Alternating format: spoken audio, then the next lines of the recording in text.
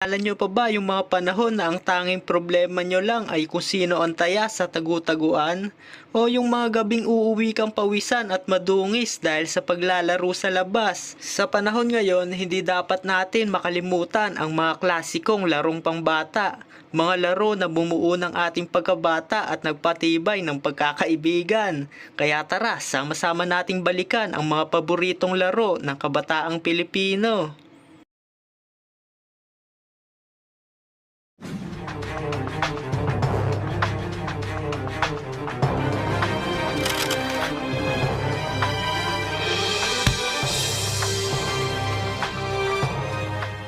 A few moments later.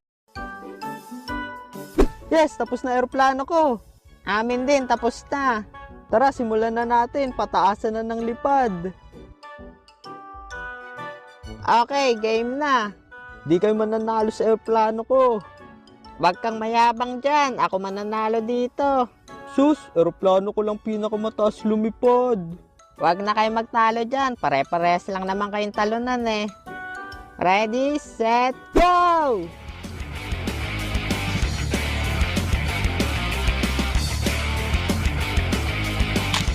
Talo na ako. Sumabit sa puno aeroplano ko.